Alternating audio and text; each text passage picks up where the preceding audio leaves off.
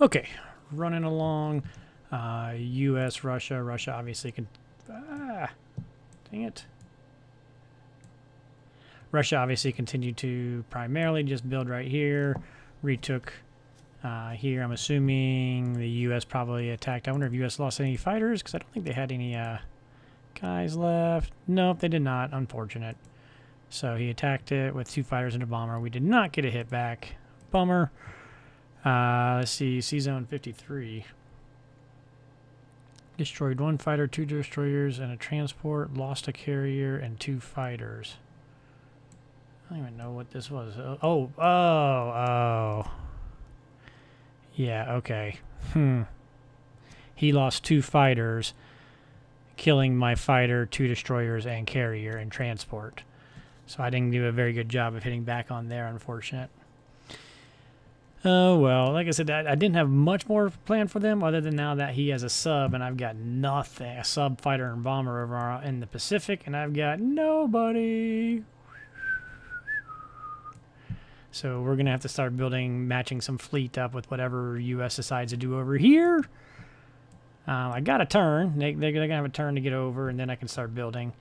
And these guys can tuck in here, and they'll be safe. But we're going to have to deal with the fact that there's no ships, no warships in the Pacific other than a sub and his bomber and fighter. So we got to be careful with that. And let's see. Like I said, Russia, otherwise, all they did was just walk into Vologda, did their repair, won that, and this is where we stand.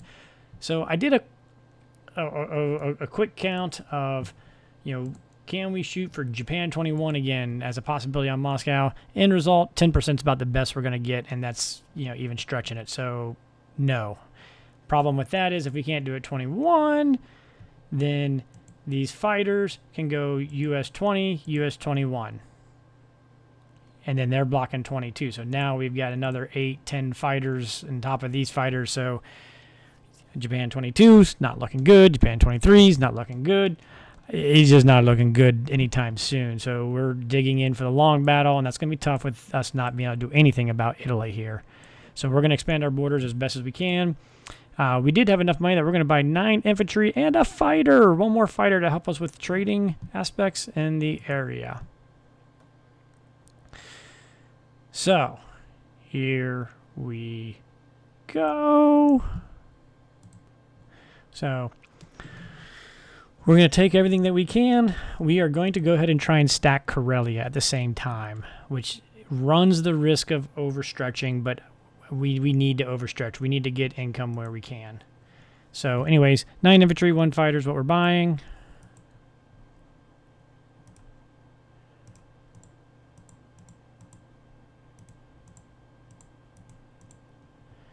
There we go. We need 29 infantry sitting back here. I think that's what I need.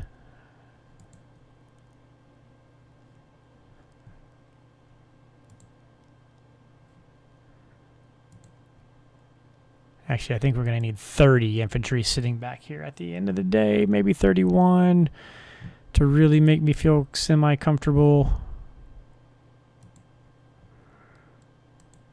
I was rushing through calculations because I'm running behind again. So I need at least 30 infantry sitting back here. We're building 9, so that'd be 28. That'll be 29. So one of these guys is going to come back. I'm going to save a few extras to come back. I need 11 guys living in Karelia, though. So we're going to send 5. 1, 2, 3, 4, 5, 6. Hopefully he does not get a hit back. And then we've got couple of these guys that can come back, and then a couple of guys that can come here to help potentially have to trade over in this area if anything happens. We are going to go ahead and try this battle. I know I hate these infantry attack onlys, but I think we got to take them here in these cases.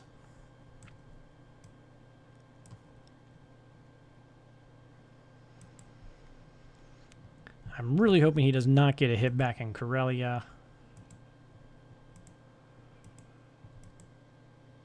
I'm really hoping I take this without any issues. It's like an 86% chance, so I'm not going to curse myself what I was going to say. Now it's even better, so now I'm sure I'll lose it. All right, woohoo! Nice.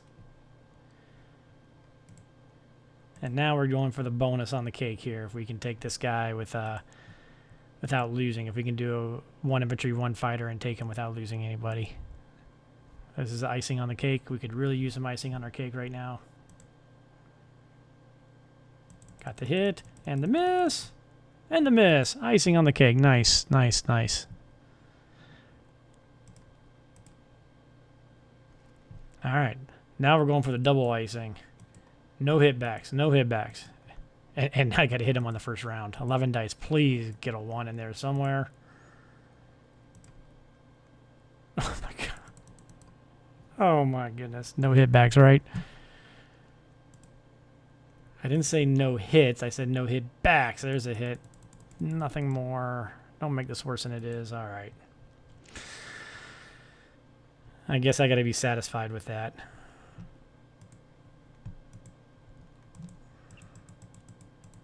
More money, more money, more money.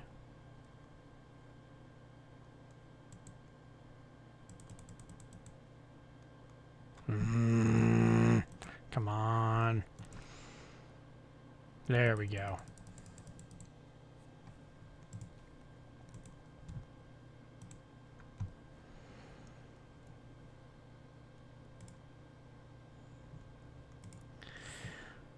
But now at least next turn we got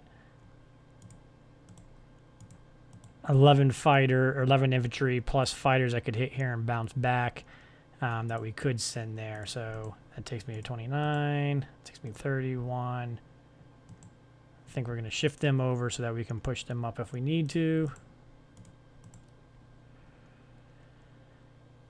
Now he can hit here, but he doesn't have tanks that can blitz through, so we can continue hopefully to trade right in there with either Germany, or if we start to get the Japan unit slid over. So in this case, Caucasus and Kaza, you know, yes, it stinks for Japan, but this is nice income. That's 2 units, 2 infantry a turn that we're getting back in Berlin just by leaving these blue-gray. So yay.